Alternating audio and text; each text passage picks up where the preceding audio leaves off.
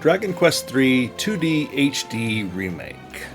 This was the most common word I heard described from other people I watched or heard play it is a cozy RPG, and they are not at all wrong.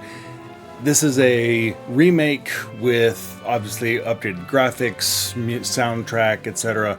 Just rescores of the original music rather, and it's a remake of the original 2D top-down, 8-bit graphics from the days of the original Nintendo.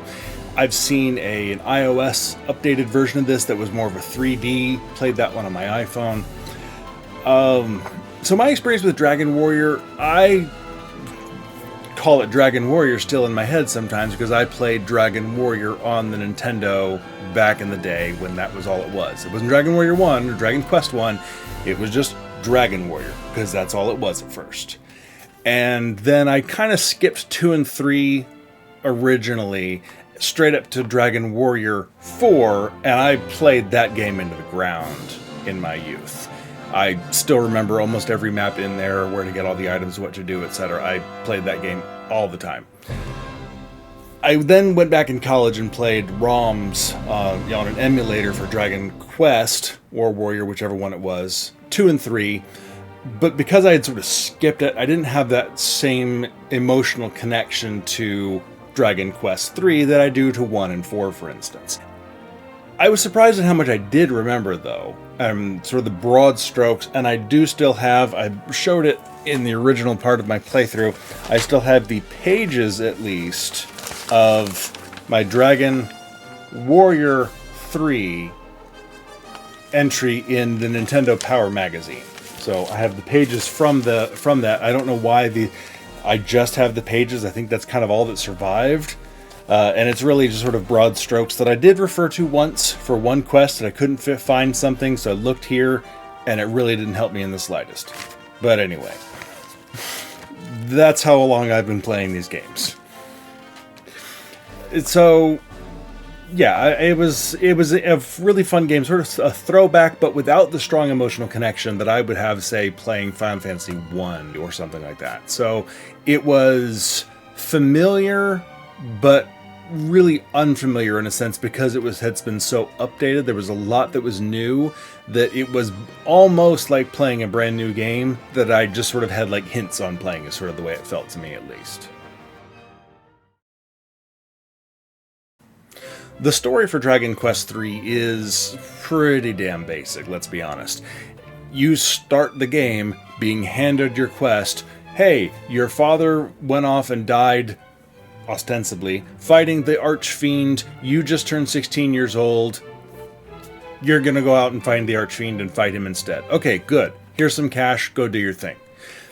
That's literally the quest right there. And it is following in your father's footsteps into an absurd degree at times. You cannot go anywhere in the world without going, oh, hey, there was this hero that passed through here a few years ago. You kind of look a lot like him. All over the damn place.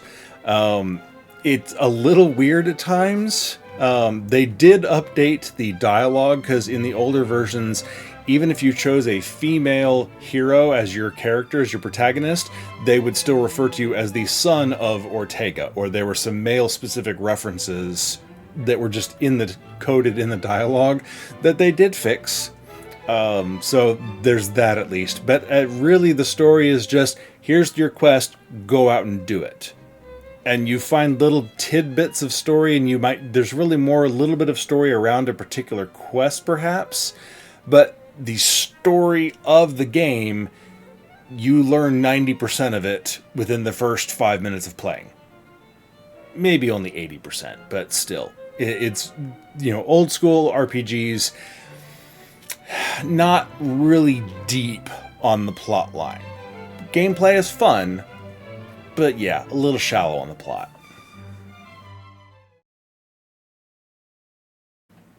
The soundtrack for the game is thankfully updated from the original, so it's not 8-bit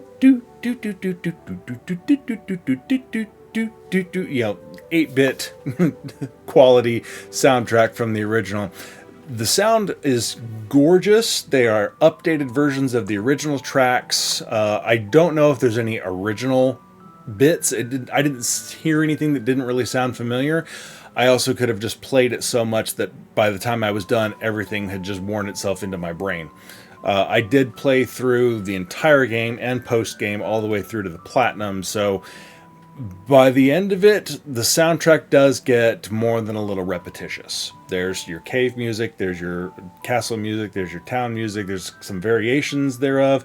They do have like nighttime, daytime versions of the same tracks in some places, which is really cool. They do some great versions of the town theme at night. Is just a nice, slowed down, sleepy one, for instance. And I mean, they all sound lovely. There's not a whole lot of variety, though. So, you know, it's a remake focusing on graphics, but it is a remake of the classic game. And, you know, there's really only so much they could have done without kind of going overboard and maybe doing more to it than it really would have needed.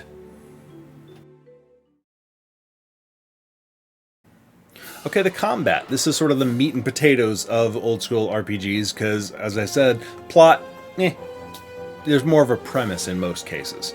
So combat in this one is pretty standard for Dragon Quest style. Most of the combat takes place from a first-person perspective, looking at the field of enemies laid out left to right.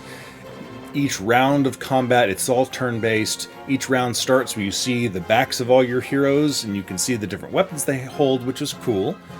So the different sword types will all be reflected in what they're holding in their hands. Whips, boomerangs, stabs, etc. And there is no difference in armor, except, as far as I know, the only difference is there are bikinis as armor, and they went out of their way to make sure they get a unique sprite for that bikini wearing. Good on you guys. Anyway, the design of the characters is pretty darn cool, and you can get there's some variations for each class that you can choose.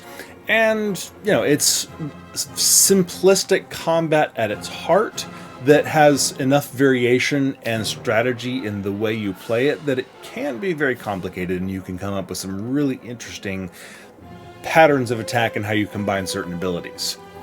There is tactics AI built into the game. You can choose from some sort of broad-based, fight using all out, no holds barred, or focus on healing, or don't use any magic whatsoever, that sort of thing. I prefer playing full manual control, so I input all commands for all characters. I'm a bit of a control freak, so I did that for every battle, every character, every fight in the entire game. If that's not your thing, if you want the game to sort of do it, the AI, from what I saw a couple other people playing, the AI is pretty smart. It does a decent enough job, at least. I just prefer to control everything in this sort of combat, though. In spells and weapons, there's 3 basic types of how they deal damage. There's single target, group target, and target everything on the screen. And there are weapons that do that, so your basic swords and axes, that sort of thing, are all going to be single target. Whips, and I think that may be it as far as whole group targeting. I know whips deal the whole group. I don't think there's anything else that really does. And then boomerangs target everything on the screen. The damage reduces. It starts on the left and goes to the right, and every enemy that it hits in the meantime, it does slightly less damage than the one before it, on average. Spells don't suffer from that. They deal roughly the same damage for whatever you're hitting, either the same group or everything on the same screen, with adjustments for magic resistance or elemental resistance. There are specific resistances to fire, explosive damage, ice, that sort of thing, based on the type of magic that you're casting. There's a wide variety of abilities in this, which my playstyle normally leans heavily towards melee and away from abilities and spells, things that cost MP, and then I use my magic to heal after battles and stuff like that. During the main part of this game, that did just fine. Like, for most of the game, that held up. By the time I got to the end of the game, I was using magic more freely because I had ways of using it less often or restoring it after the fact, that sort of thing. And so I was more willing to start casting spells. By the time I got to the post-game, though, I really had to use abilities and spells a lot, and on my Draconian mode run, I was using abilities and spells left, right, up, down, and sideways, every which way I needed to just to get through some of the fights, because Draconian mode is harder, and especially when you get to the bosses, the lessons I learned playing normal mode transferred into how to play Draconian smarter and better and just to survive, really. I would have gotten my butt kicked if I tried playing my normal melee-focused style in Draconian mode. I might have still done okay in the long run, but using the abilities made a huge difference and made it actually not that hard, with the exception of a few bosses that really just ramped up the difficulty on me.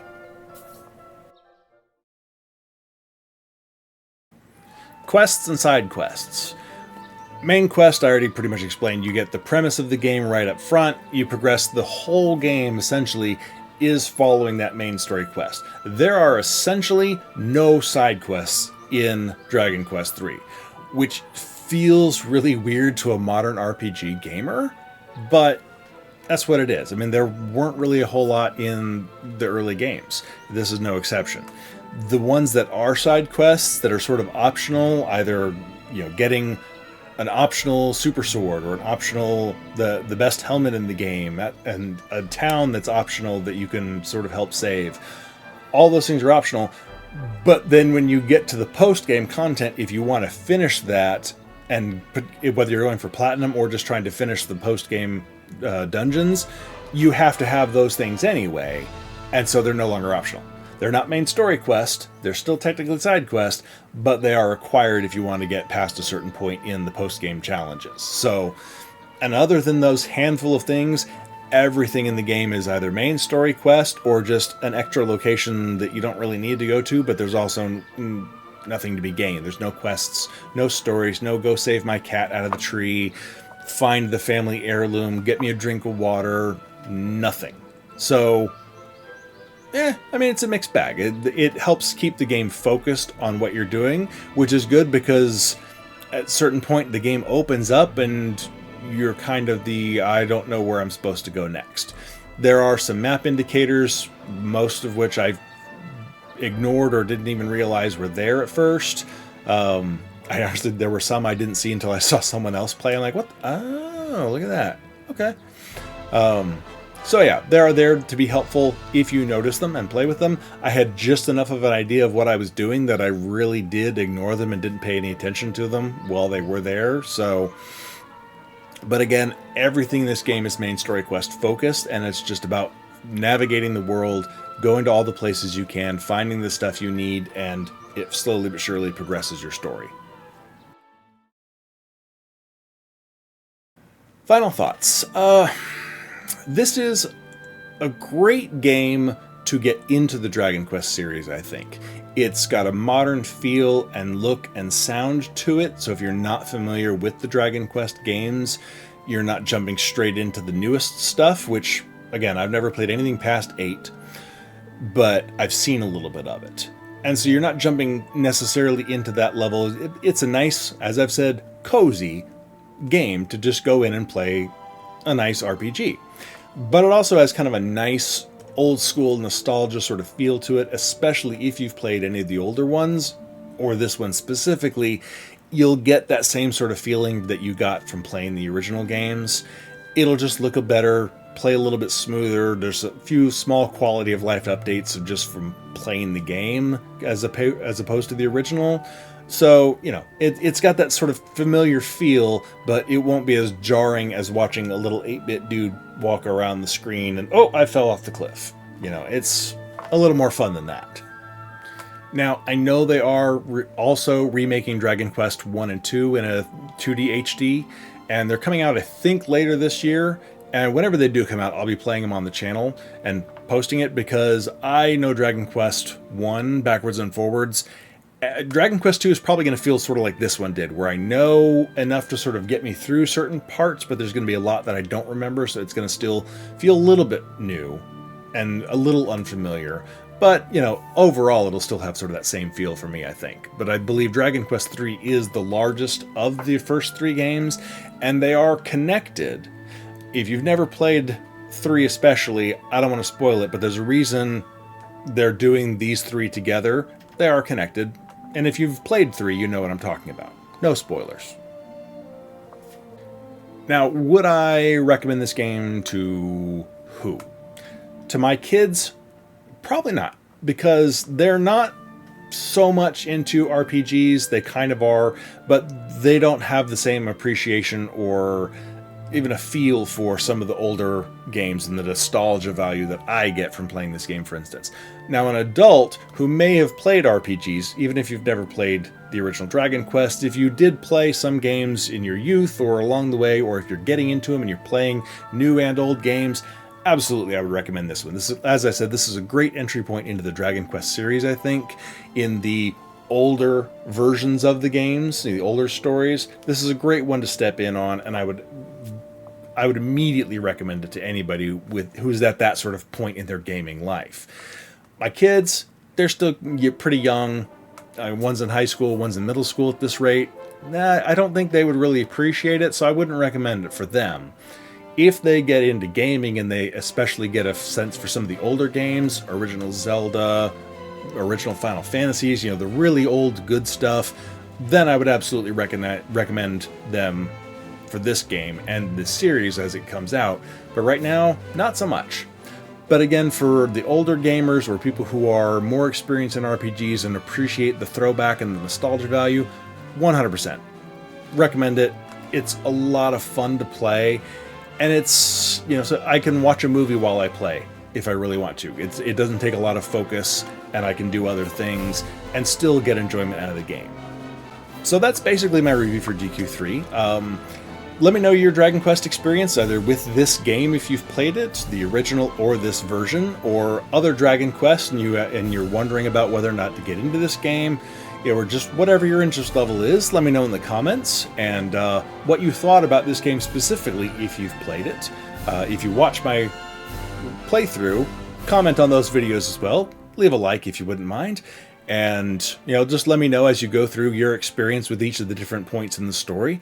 And hopefully I'll see some of you in the comments there.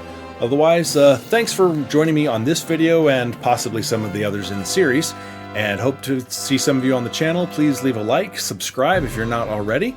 And thanks a lot. Hope everybody's having a great day. Bye.